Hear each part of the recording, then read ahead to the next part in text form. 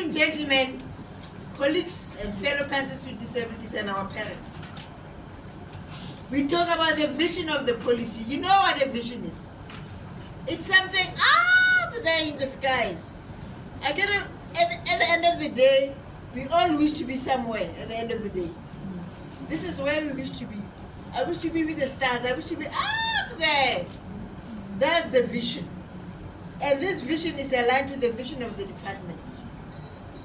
And the vision of this policy is to provide services to persons with disability in an inclusive and equitable society within a human right-based society.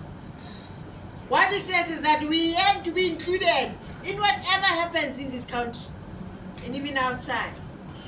We yearn and we want. You don't only yearn, you even go beyond yearning. We want to be included in that inclusive society that as South Africa we're working towards. If there is that inclusive society that we want to reach, that society must include us as persons with disability. But how do we then plan to do that as a department? We take a step further and say we develop a mission to ensure that persons with disability access services in an integrated, coordinated programming within the department as well as disability-specific services. This is a step towards reaching our mission. This is how we want to do it. We are committing ourselves that we want to actually do that by developing programs. But these programs is not only for social development or done by social development. It's an integrated one. It brings in persons with disabilities, other departments, civil society, and any other person who will add value. And it becomes an integrated service. We want, that step that we are taking is that we want to develop services that are in that nature, that are integrated. And this step that we're taking will then speak to the purpose, will address what the purpose of this policy is all about, which is to improve the overall quality of lives of persons with disabilities through the provision of human right-based social development services. All the services that we commit to developing will take into consideration the human rights of persons with disability. There is no service that can actually downgrade the right of persons with disabilities. So the mission and the vision that we've developed will actually then take the purpose into consideration with the implementation of the services. Now, how do we want to make sure that that purpose can actually be understood and can actually reach each and every person with a disability who is vulnerable and who require the service? I need you to understand this. This policy is not for everybody with a disability, no. Because it's not everybody with a disability who is vulnerable.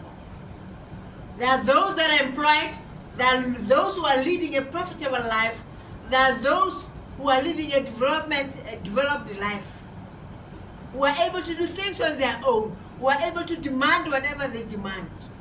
This policy is there for the most vulnerable and the excluded persons with disabilities, parents and their families.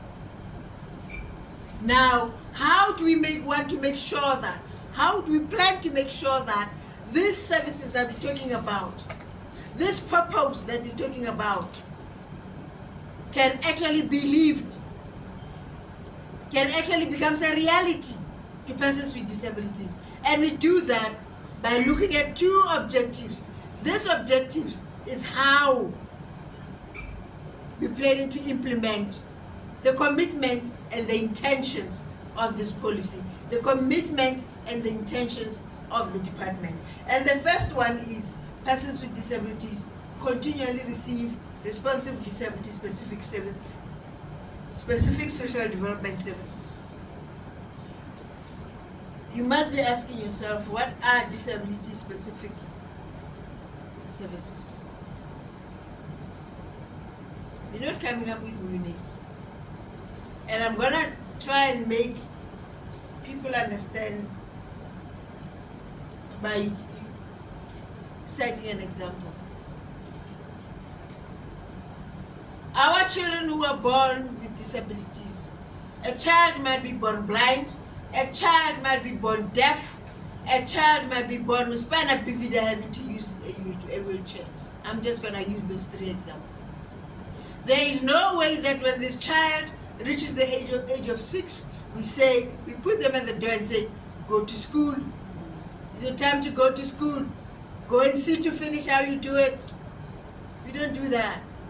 Every child who's born with a disability, every child who's born who's deaf, we've got the responsibility as departments, not only social development, to ensure that the parent, firstly, understands the disability.